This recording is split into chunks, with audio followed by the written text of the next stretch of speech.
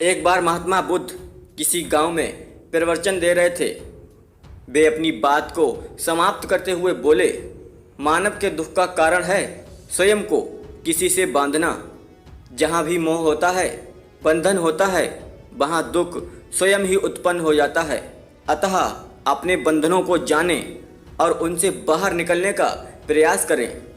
इसके बाद उन्होंने सभी लोगों को आशीर्वाद दिया और फिर अपने आश्रम को लौट गए। अगले दिन उनसे एक व्यक्ति मिलने आया। वह बुद्ध को दंडवत करता हुआ बोला, महात्मन, मैंने कल आपका उपदेश सुना। आपकी बातें मेरे हृदय में उतर गईं।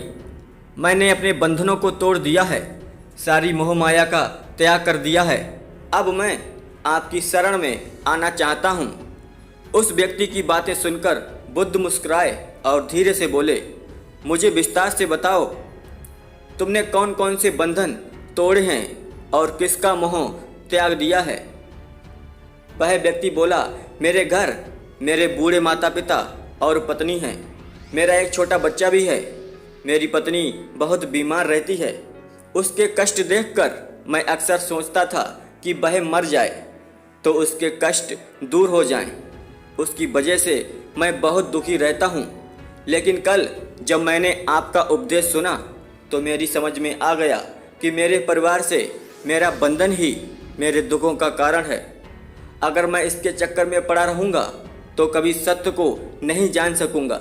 इसीलिए मैंने अपने घर को त्याग कर आपके पास आया हूँ। बुद्ध ने पूछा, क्या सचमुच तुम सभी बंधनों से मुक्त हो गए? देख लो, कहीं कोई बंधन तुम्हारे पीछे तो नहीं रह गया।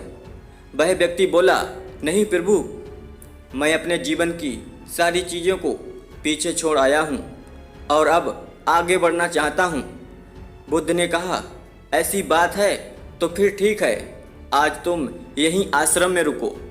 कल मैं तुम्हें बताऊंगा कि तुम्हें क्या करना है। बुद्ध ने अपने एक शिष्य की ओर इशारा किया।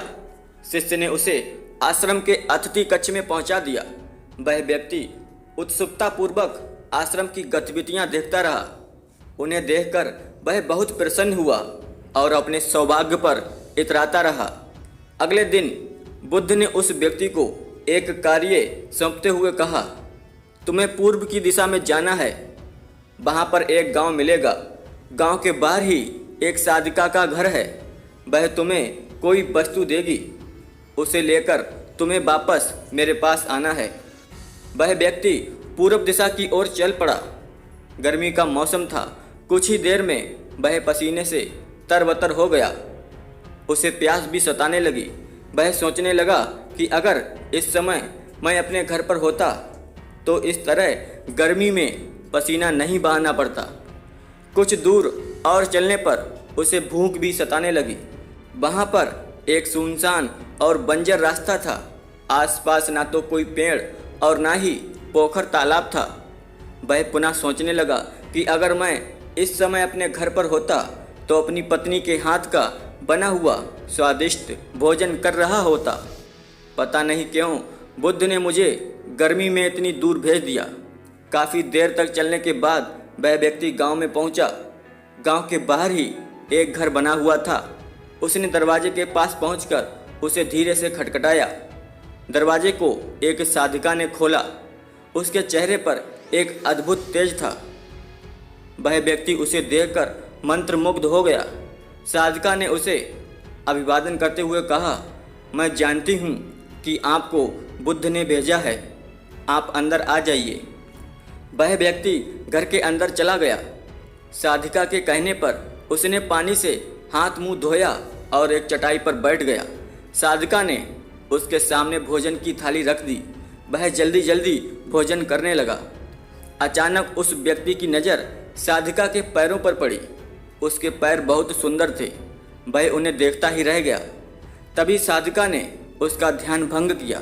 वह बोली, जिस व्यक्ति को बुद्ध के चरणों में स्थान मिल जाता है फिर उसे किसी अन्य के चरणों की आवश्यकता नहीं पड़ती।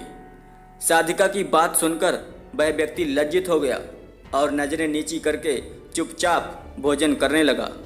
भोजन करने के बाद साधिका ने कहा, आप बहुत दूर से आए हो और थक गए होगे। यहीं चटाई पर लेट जाइए।